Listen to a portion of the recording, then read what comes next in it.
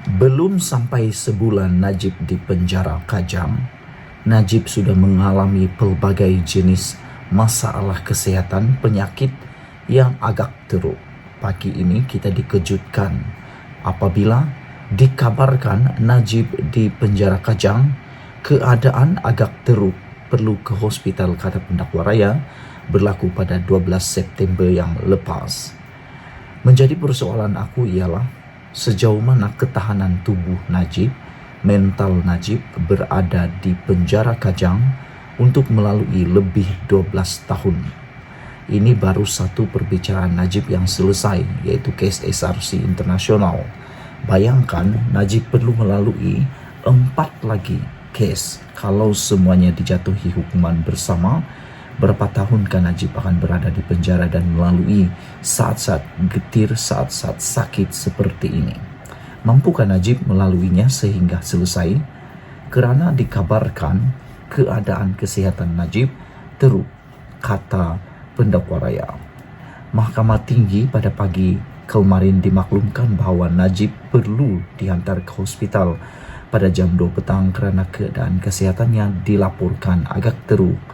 Timbalan pendakwa raya Gopal Sriram memaklumkan kepada Hakim Perbicaraan Collins Lawrence Sukera bahawa perbicaraan penyelewengan dana 2.28 bilion milik 1MDB yang dihadapi Najib hari ini terpaksa ditangguhkan awal kerana keadaan kesihatan bekas Perdana Menteri itu. Menurut Sriram, seorang pegawai penjara Kajang memaklumkan kepada pihak pendakwaan bahawa perkara itu berkaitan dengan ubat tekanan darah Najib yang telah diubah. Saya dimaklumkan oleh jawatan penjara bahawa ubat tekanan darah tinggi tertuduh ditukar dan ia menyebabkan kesan teruk kepadanya. Wow.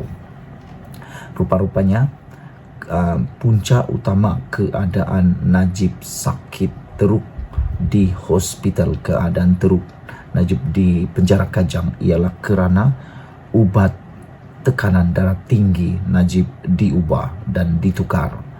Mungkinkah Najib mengalami stres yang terlampau tinggi di penjara sehingga ubat yang diberikan kepadanya terpaksa ditukar dan memberi kesan teruk kepada Najib? Dia perlu dihantar ke hospital. Bagaimanapun, dia boleh bertahan untuk berada di mahkamah dalam prosiding ini sehingga jam 12.30 tengah hari, dan selepas itu perlu bersiap untuk dirujuk ke hospital pada jam 2 petang, katanya. Pendakwa raya seterusnya memohon penangguhan awal perbicaraan jenayah berikutan Najib perlu dirujuk ke hospital hari ini. Najib dibicarakan atas 4 pertuduhan salah guna kuasa dan 21 pertuduhan pengubahan wang haram membabitkan 2.28 bilion daripada 1MDB.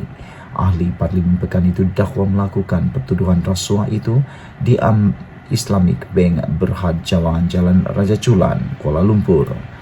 Bagi 21 pertuduhan pengubahan wang haram, Najib didakwa melakukan kesalahan itu di bank yang sama antara 22 Mac 2013 dan 30 Ogos 2013. Pihak pendakwaan berhujah bahawa salah laku di 1MDB dilakukan oleh ahli perniagaan buruan Liu Teok Jo dan beberapa yang lain dengan restu Najib. Pasukan pembelaan tertuduh bagaimanapun mendakwa bekas Perdana Menteri dan Menteri Kewangan itu tidak mengetahui jenayah yang dilakukan di 1MDB dan penyelewengan itu hanya didalangi oleh Jolo dan ahli pengurusan firma pelaporan negara yang lain. Najib kini menjalani hukuman penjara 12 tahun selepas mahkamah persekutuan pada 23 Ogos menolak rayuannya. Sekian isu pagi ini.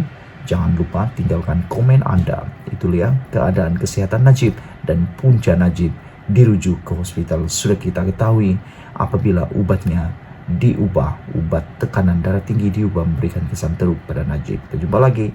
Bye-bye. Setelah kita ketahui punca utama Najib dirujukkan ke hospital atau dikatakan telah mengalami keadaan yang agak teruk kesehatannya, yaitu ubat yang diminum oleh Najib, yaitu ubat tekanan darah tinggi diubah memberikan kesan teruk kepadanya, kata pendakwaan yaitu Gopal Sriram. Hari ini KKM tampil melalui ketua pengarah kesehatannya yaitu Dr. Nur Hisham memberi penjelasan berkaitan ubat yang diminum oleh Najib. Dr. Nur Hisham berkata, ubat untuk Najib sama jenis dalam senarai ubat-ubatan KKM katanya. Jenis-jenis ubat yang diberikan kepada Najib Razak semasa kemasukan ward sama jenisnya dan dalam senarai ubat Kementerian Kesihatan KKM, kata Ketua Pengarah Kesihatan Dr. Nur Hisham Abdullah. Keadaan beliau juga sihat sebelum dibenarkan discharge daripada Hospital Kuala Lumpur. Katanya merujuk keadaan kemasukan Najib ke pusat perubatan itu pada 9 September. Perbicaraan kes Najib bagi pertuduhan menyeleweng RM2.3 bilion dana 1MDB di Mahkamah Tinggi di Kuala Lumpur hari ini disingkatkan kerana dia memerlukan rawatan perubatan setelah ubat darah tingginya memberinya kesan buruk.